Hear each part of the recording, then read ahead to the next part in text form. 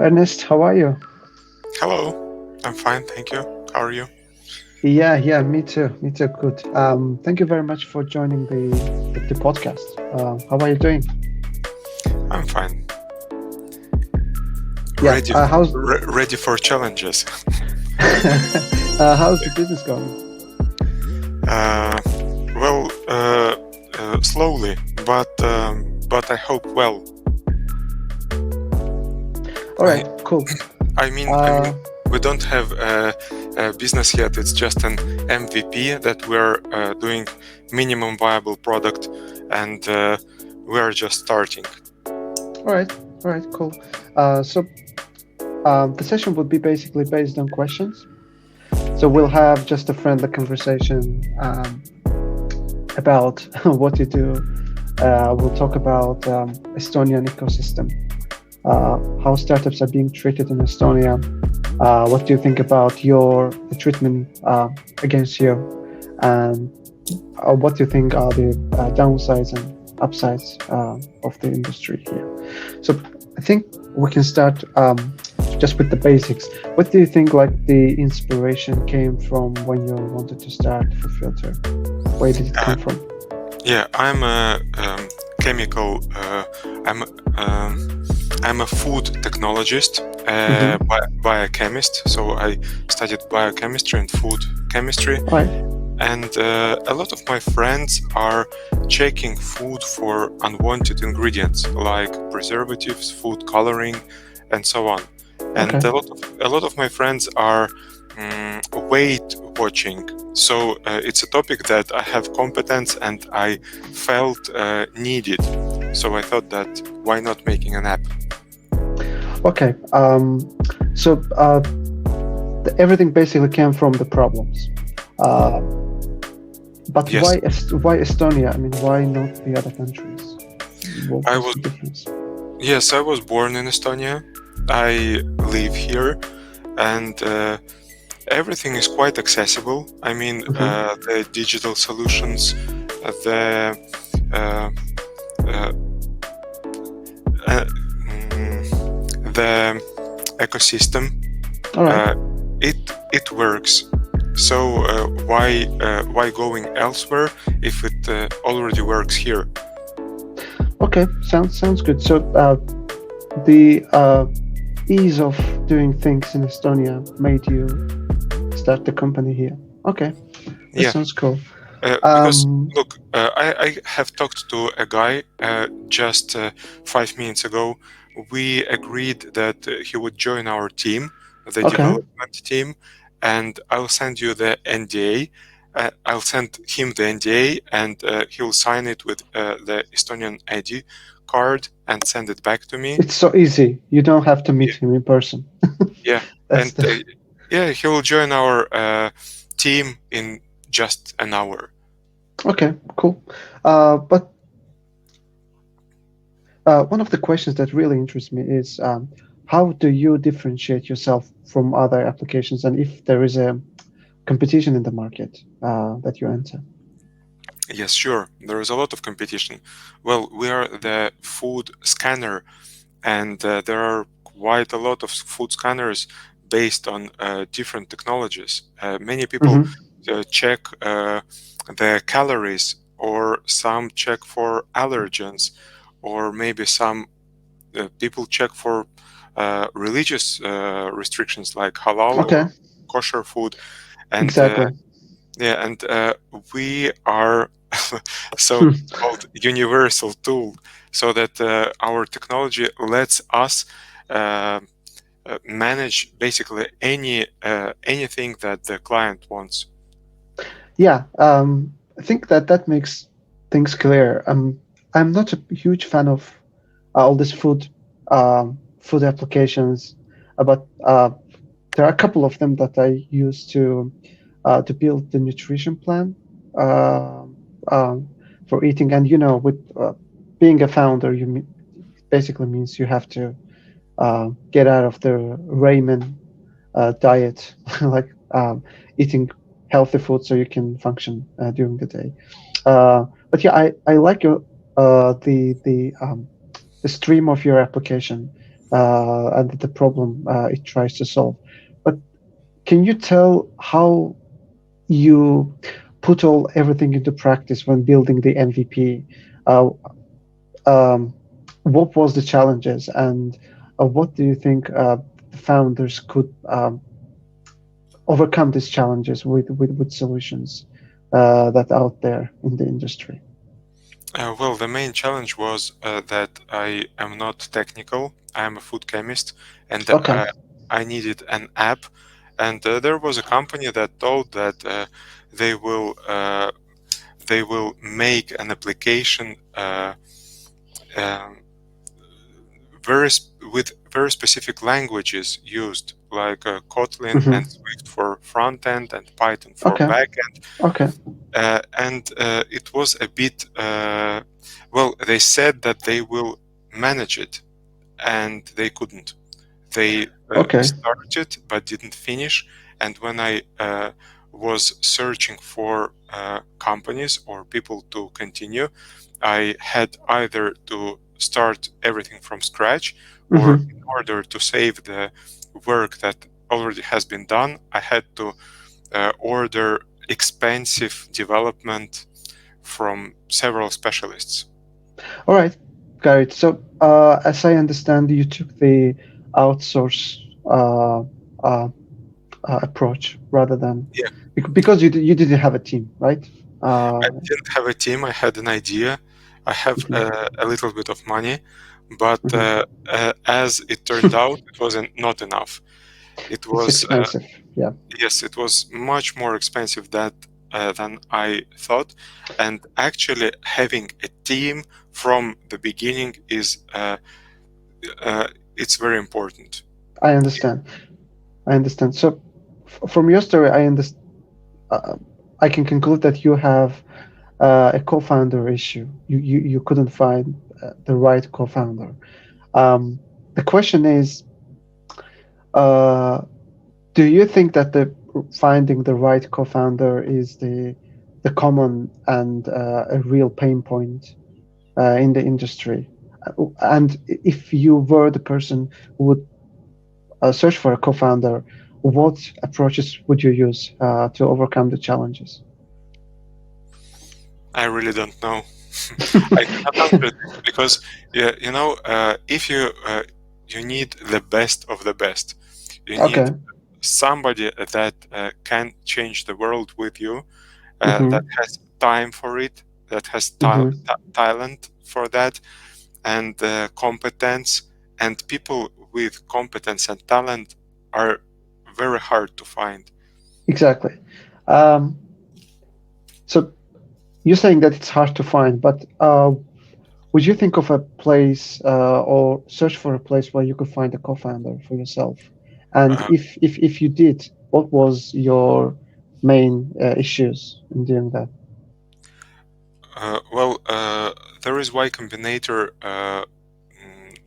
tool to find Yeah. co-founders. There are different tools like that. There are um, events made by Startup Estonia, by other local organizations, in order to match or to find a match, to find um, Mm-hmm. somebody with the views or with the competencies like yours. But it doesn't guarantee you anything.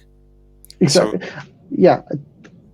Nothing basically guarantees yeah, 100%, but you say that uh, it's most of the events, right? yeah, yeah, And well, YC's matching tool is more of uh, Silicon Valley, West Coast, US um, friendly tool, which I don't think I've tried that a couple of times in the past 3 years, but I haven't get this. As you mentioned, it's hard to find talented people, and they are not cheap, yeah. and you have to persuade them. But if there was an application where you could basically match with a co-founder based on an algorithm that can um take all the preferences and match you with that person. without going all the hassles. What do you think? Would that make your life easier? Sure, sure. I would definitely use it. I would Hmm. definitely try it. And well, if I find somebody through this kind of application, uh, uh, uh, that would be a game changer. Yeah, and you think that this type of applications are something that founders basically would be willing to pay for? Yes, sure. I don't know the way how to build this model, but Hmm. anyway, it's a very, very valuable resource. I understand. I understand. So one of the questions I'm really interested in, as you mentioned, you are a biochemist, right? By the Yeah, profession. yeah. How do you ensure that the quality and sourcing of ingredients uh, are in place? How do you measure uh, the quality? And could you please tell a bit more how the application works and how my question suits in the context? Mhm. Okay, so first of all, the user has to fill their profile, fill Hmm. the allergies, unwanted ingredients, and these ingredients can be anything, not only Okay. the well-known allergies, but basically within our application, they can add whatever they want. All right. And then we get the databases of uh, Mm-hmm. different kind of branded foods. Branded Mm-hmm. foods are the ones that have, package labels and barcodes. Mm-hmm. And uh, when you scan the barcode, our app Mm-hmm. asks the database, gets the ingredients, compares them to the profile, and Mm-hmm. shows all of the ingredients, and the unwanted ones will be marked red. All right. So that's the principle. It isn't as easy as I explained, Mm-hmm. I, because I, I can I can I can feel. yeah, Yeah. because these databases are not ready available. You have Mm-hmm. to get them. The data is written in normal human language, which Okay. is hard to process, uh, and but we get the job done with our technology. I understand. That's interesting. So, is it available at the moment, or it's Yes, not? It's. it is available in Estonia only because we have the local database, Mm-hmm. so that if it would be available in other countries, people would download it and get upset because it doesn't recognize the products. But it's available here if we get the partners from Baltics. We're right now discussing with a chain of supermarkets right now the partnership. If we get it, we will be available in Baltics and in Scandinavia. And Mm-hmm. our next step will be the United States, Cool. because Cool. yeah, Yeah. the database is already available there, and that's a very logical step to go to the United States, as it is a big uniform market with Exactly. Yeah. Yeah. database. You can find different vendors in US, such as Walmart, uh, and the other ones, which are basically capturing the gray share of the market. Mhm. You mentioned about the application and how you had issues while building it.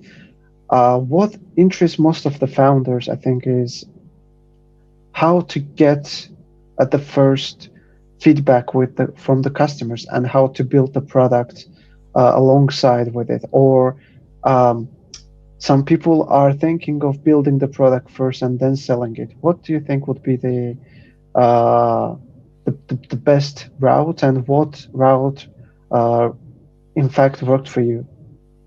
Well, first of all, you have to have a vision, Hmm. so that you have to understand how your app will work, how it will change the landscape, and Hmm. then you'll have to constantly monitor the potential users, because if you just have a vision, it's useless. You'll have to check it with the users all the time. And Mm-hmm. first of all, maybe you can make some kind of scheme on the paper Mm-hmm. uh, to show how it works. Uh, Okay. and later you can develop. The best way to develop is with the simplest solution.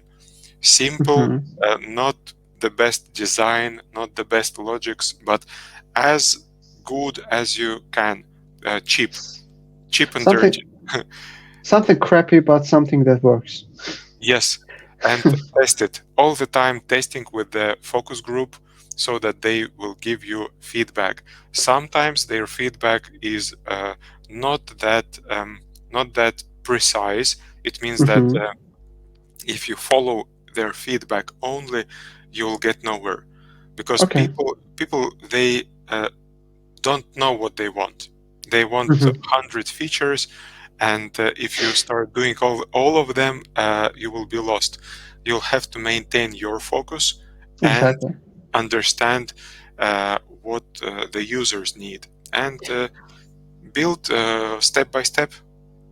But how did you get into contact with the customers or Mhm. potential customers? And Yeah, uh, is the clients of your application are B2B or just an individual customers? it is B2C, uh, Okay, so it's a consumer individual. application. Yes, Okay. and I have talked to people a lot. I have talked within social networks personally, Mm-hmm. and I have talked to dietitians, Okay.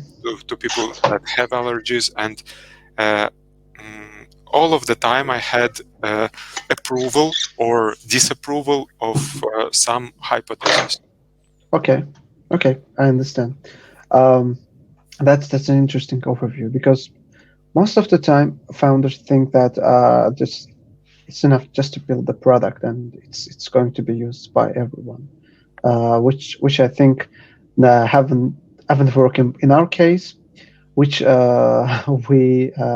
we prefer another approach and probably haven't worked in your case. So so you prefer the other approach as well. Um, but what do you think about um, any customer feedback from the corporate companies when you talk to them? Because it's a bit hard to land a B2B client when you are just starting out. You don't have enough validation and traction just to attract right segment of customers. What tactics and hints would you give to someone who starts just focusing on the B2B, getting B2B customers? If you are building something very new, it will be hard to convince a B2B customer to use your services. It will be Exactly. Yeah. it will be hard, or sometimes, maybe even in most cases, impossible. So Hmm. B2B customers, they want to minimize risks, and if Exactly. you're proposing something that hasn't been done yet, you'll have to prove the usefulness of what you are proposing. You'll have to show mm, there's a special word for that. It's not a market fit, but uh, anyway, you'll have to show that uh, their business will grow Hmm. much better with your solution than it is growing with the uh, solutions that are available on the market. All right. Yeah, that sounds right. Because I've tried a couple of times to get into contact with B2B. It's hard. Sometimes it worked, sometimes it didn't.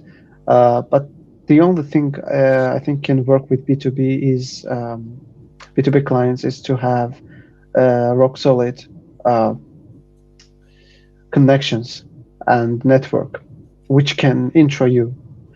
Uh, I think cold calling still works, but with top player B2B clients, it's hard to get into the net with just cold calling. What do you think about that?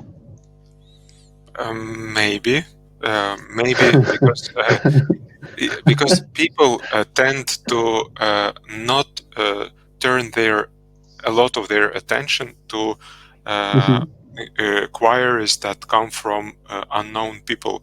They perceive it as spam. Hmm. Uh, so if somebody is in between you, whom they uh, uh, who is